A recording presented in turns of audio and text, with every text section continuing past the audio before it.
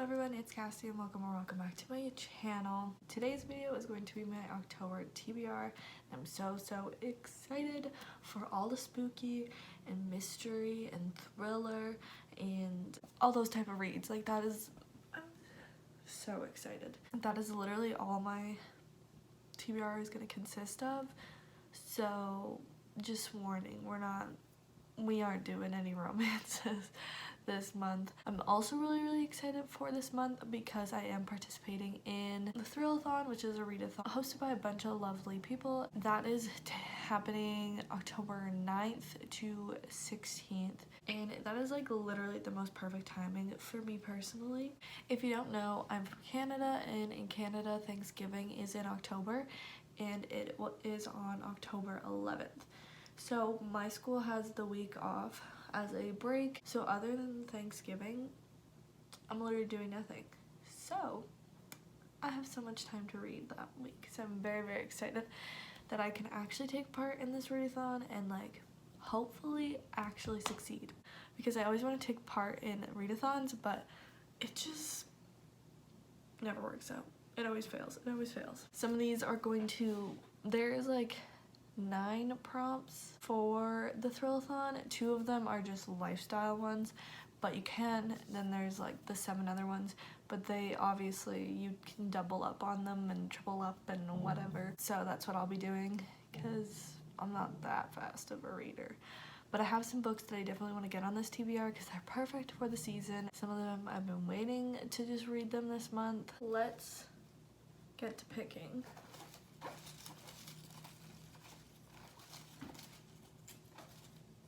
For book number 1, we've got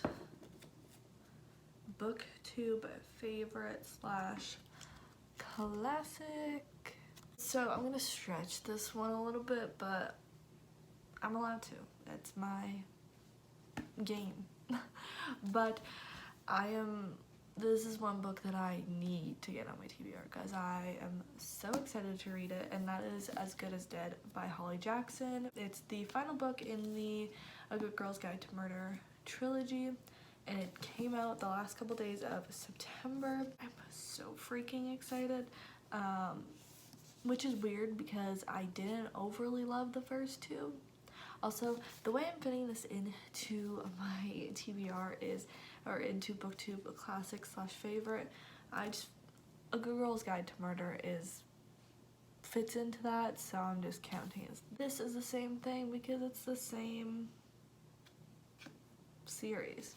I read A Good Girl's Guide to Murder, and I did a spoiler and non-spoiler reading vlog specifically for that, and then I did that as well for the second one, Good Girl Bad Blood, and neither of them I thought they were that groundbreaking. I don't think they're as amazing as everyone else does, but that's okay.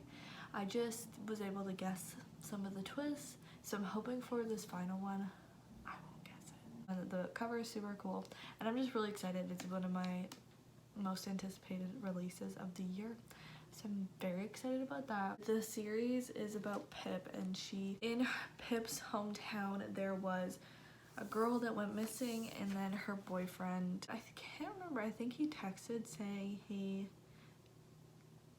did it and then he committed suicide. The case was closed, but Pip doesn't believe that that's really what happened.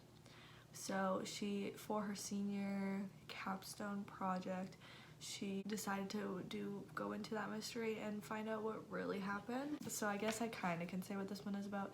She's going to college, but is still haunted by the way her last investigation ended. This one is when she's dealing with someone kind of stalking her, and someone keeps asking her who will look for you when you are the one who disappears. She's got a stalker, and police aren't helping her. I'm excited for this. Let's do pick number 2.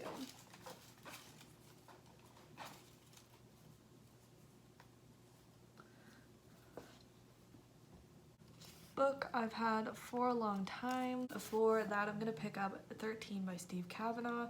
I've had this since before I got back into reading. This was not this past summer, but the summer before that. No, longer. I feel like it's been like 2 years since I read this. I started this book and I got to page 52 and never picked it up again because I wasn't into reading at that point in time, but I really want to get to this. My friend has read this and really enjoyed it, and so I also want to get to it and really enjoy it. It's basically, it says the serial killer isn't on trial, he's on the jury. The murder trial of the century is here. A ruthless prosecutor, a brilliant defense lawyer, a defendant with a secret, and a serial killer on the jury. So I'm very excited to read this. I do kind of remember what happens in the first 52 pages, but I will be reading them again just to make sure I don't miss out on anything. I think if I don't read it first, it'll be like my last, and then I won't get to it. Sorry if you can hear my fridge. I live in a studio apartment, so it's right there. So I can't say anything about it, but yeah, that's what I'm gonna do for a book I've had for a long time, because I've had it for years. I've had books for longer, but failed to mention, I am gonna do a separate reading vlog for this book. I usually do a monthly reading vlog, but I'm gonna be doing a reading vlog, the monthly reading vlog, a single book reading vlog for this book, and then I'm also gonna do a reading vlog for Thrillathon. So there's gonna be a lot of reading vlogs coming your guys' way, but hopefully that's okay. Book number 3 has to be a fantasy, and that works for me for one of the books that I want to get on this TBR. And that book is Ninth House by Leigh Bardugo. This is hugely, like, super hyped, and I'm so freaking excited to read it. This is one book that I think will get me into fantasy because it's not a hardcore fantasy to my knowledge. It also is like has a mystery element to it. So if you don't know what it's about, Galaxy Alex Stern is the most unlikely member of Yale's freshman class. Raised in the Los Angeles hinterlands by a hippie mom, Alex drops out of school early and into a world of shady drug dealer boyfriends, dead-end jobs, and much, much worse.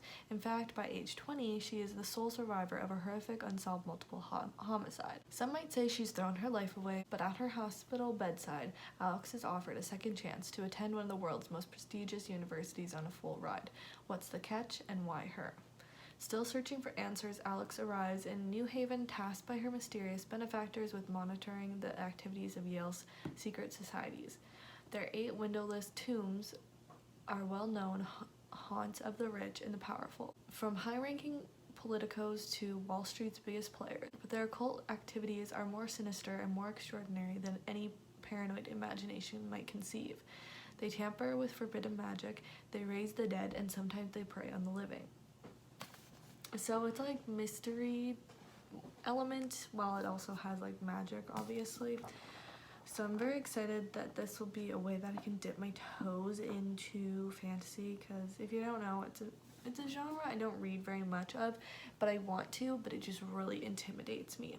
So this was one that I definitely wanted to get on this TBR this month, and I am going to be reading this for Thrillathon because it does cover a bunch of prompts for me. It's going to fit for Read a Paranormal. I don't fully know what's paranormal in this, but when I looked up the genres, it has paranormal fantasy in it or something like that. Paranormal fiction or something. Then it also works for Read a Book You've Been Putting Off. I put off buying it for a really long time because it scared the crap out of me. Then I put off reading it for once I bought it. 1, because it still scared me. 2, because I wanted to read it in October because I thought that'd be the perfect time. So, and then it's also going to count for read a book that's out of your comfort zone. Like I've been saying, I don't really read fantasy, so this is super out of my comfort zone. The only thing that also scares me about reading this is this book is 450 pages, so hopefully I can read this and another book in the week. There's going to be lots of reading sprints going on for Thrillathon, so I'm hoping that will just help me. I'm hoping also that I just freaking love it and then I just don't want to put it down. This possibly, I don't know if it's going to, but this possibly could also fulfill the prompt read a scary book for Thrillathon, but I don't know if it's scary. So we'll see, it'll happen, we'll find out. Book number 4.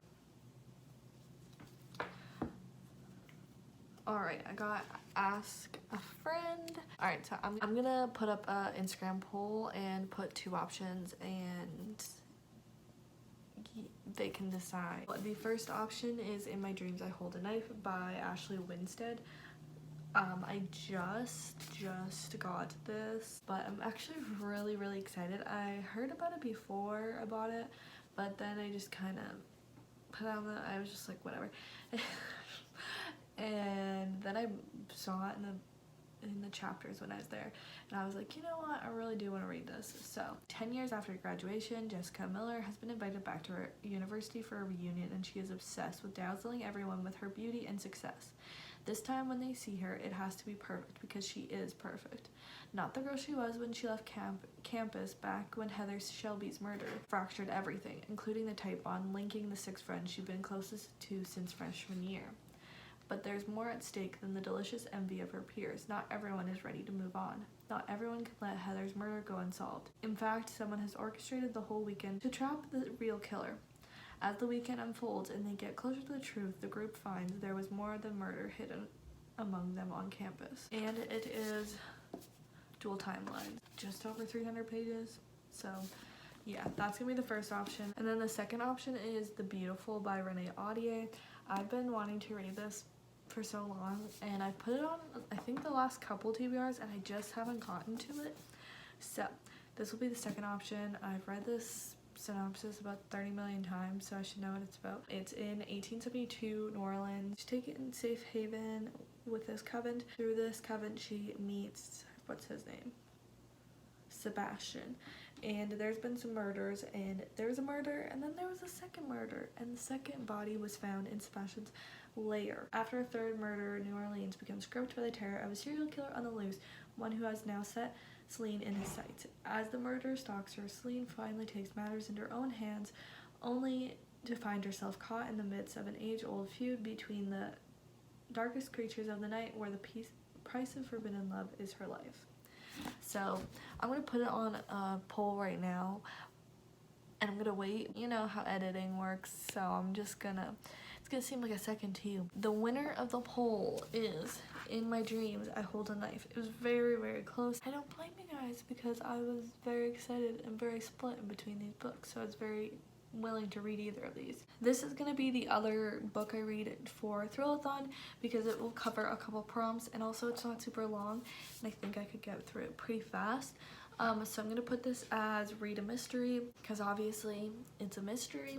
This also may end up working for read a scary book as well, but I don't know if it's going to be scary until I read it. Put this as read a thriller, because it is a psychological thriller, it says on there. So those are the ones that I'm gonna put it on. The only ones that I don't have a book for is read a slasher and read a scary book, but one of these will probably be a scary book. And I don't really have any books that I think are slashers that I haven't read. If I don't get all the prompts, that's okay. I was just trying to do as many as I could with just that amount of books. I'm super excited for this, and this is the 4th book on the TBR. The 5th prompt is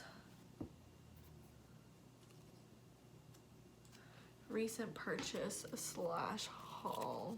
I bought this a little bit ago. I bought this I think in August, but that's still pretty recent. So I haven't even put it in a haul yet, I don't think. So I'm going to be picking up The Mary Shelley Club by Goldie Moldovsky. This is one of the books that I definitely wanted to read in October. This is perfect Halloween spooky type of read. So I'm really excited about it. It's YA. And it is about new girl Rachel is eager to make a fresh start at Manchester Prep, but as a scholarship student, she struggles to fit in among the rich kids and finds herself turning to horror movies for comfort. Somehow the stabby serial killers and homicidal dolls seem less scary than bored trust fund babies. Then Rachel gets caught up in a prank on a wire, going from weird loner girl to public enemy #1 overnight. To Rachel's surprise, however, the incident attracts the attention of the Mary Shelley Club, a mysterious society of students who orchestrate elaborate pranks known as fear tests, which are inspired by urban legends and movie tropes. At first, Rachel embraces the power that comes with behaving recklessly. But as fear tests escalate, the competition turns deadly and takes on a life of its own. When someone begins targeting the club itself, Rachel has to track down the killer, even if it means finally confronting the dark secrets from her past. That just sounds super good to me. As a little knife. This is what I'm gonna probably want to read at the end of the month, just more spooky time. And the final one, book number 6 will be more than 400 pages. I had to get this book on my TBR for October, and that is The Southern Book Club's Guide to Slaying Vampires.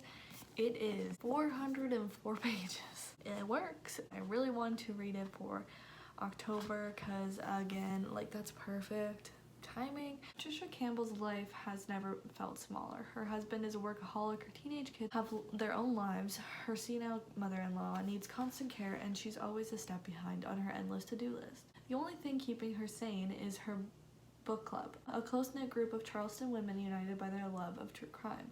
Then James Harris walks into her life during the summer of 1993. He makes her feel things she hasn't felt in years. But when children on the other side of town go missing, Patricia wonders if he's connected. Is he a Brad Pitt, a Bundy, or something much worse? So I think this will be a fun October read. I've heard good things. I've also heard that it kind of isn't the most gripping at the beginning, so I'm gonna try and push through that. I think also this will be one I want to read closer to the end of the month, just cause vampires, Halloween, duh. We've got some chunky books on this TBR, and since I have high hopes how much I'm gonna read in this month, I'm also just going to say I'm gonna try and fit The Beautiful in, but it will be last priority, just because I think this is also vampire-y a little bit, but if it doesn't happen, it doesn't happen, and that's okay. But I really want to read it, but I also really want to read all of these, so I'm not gonna like change any. But if I do have a chance, I'm gonna read this month. But this is already 6 chunky, thick books, so that's probably not likely, but we'll see how I do that one week, because I could end up smashing out a bunch of books and just not even have any faith in myself. So this is my October TBR. Very dark. Very dark, and I'm very excited about that. That's exactly what I wanted, so I'm very excited. Again, 9th house and In My Dreams I Hold a Knife are my priorities for Thrillathon. That's my TBR for October, and I hope you're as excited as I am. Let me know if you're taking part in any readathons this month. I know there are multiple ones. Thrillathon's the only one I am fully committed to. I might check out a couple other ones. I don't know. We will just see. Again, don't forget to watch out for all of the reading vlogs that will be coming your way. One for As Good as Dead, one for Thrillathon, and one for October. So turn on post notifications so you don't miss those. But yeah, if you like this video, make sure to subscribe and give it a big thumbs up. Both those would mean the absolute world to me. Comment down below what your plans are for reading in October. And my Instagram, Twitter, Goodreads, and Amazon wishlist will be linked in the description box below if you're interested. Let me know if you've read any of these books and what your thoughts are on them. But yeah, I will see you in my next video. Bye!